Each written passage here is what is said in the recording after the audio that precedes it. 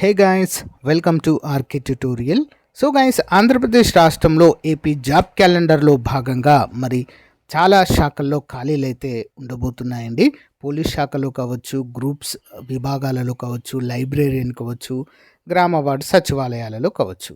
మరి అదేవిధంగా యానిమల్ హస్బెండరీలో మనకు క్లస్టర్ విధానము ఏర్పాటు చేయకముందు 5,000 ఖాళీలు అయితే ఉండేవండి.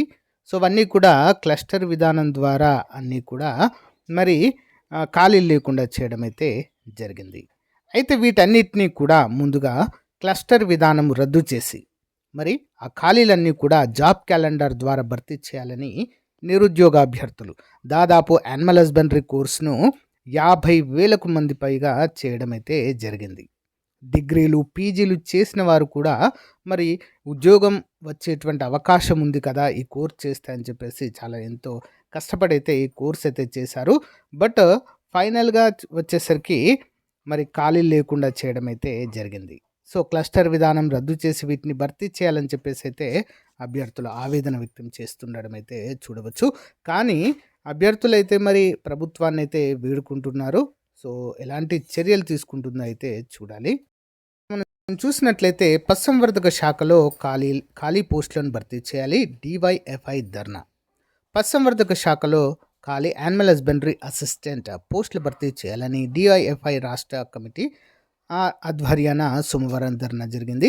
మరి విజయవాడలో పశుసంవర్ధక శాఖ డైరెక్టర్ కార్యాలయం వద్ద జరిగిన ఈ కార్యక్రమంలో ఆ సంఘం కార్యదర్శి జి రామన్న మాట్లాడుతూ దేశంలోనే పశు సంపదలో పశుపోషణలో ముందున్నామని గొప్పలు చెప్పుకుంటున్న ప్రభుత్వం పశువులను రక్షించే విషయంలో అదే స్థాయిలో చొరవ చూపాలని డిమాండ్ చేశారు. రైతు సేవా కేంద్రాల్లో క్లస్టర్ విధానాన్ని రద్దు చేయాలని డిమాండ్ చేశారు. రోజు రోజుకు పెరుగుతున్న నిరుద్యోగం, ప్రభుత్వం ఖాళీల భర్తీకి చర్యలు తీసుకోవాలని డిమాండ్ చేశారు.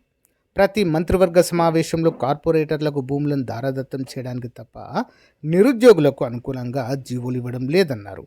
ప్రభుత్వం తక్షణమే ఏహెచ్ఏ యానిమల్ హస్బెండరీ పోస్టులకు నోటిఫికేషన్ ఇవ్వాలని, లేదంటే పెద్ద ఎత్తున ఆందోళన కార్యక్రమాలు చేపడతామని హెచ్చరించారు.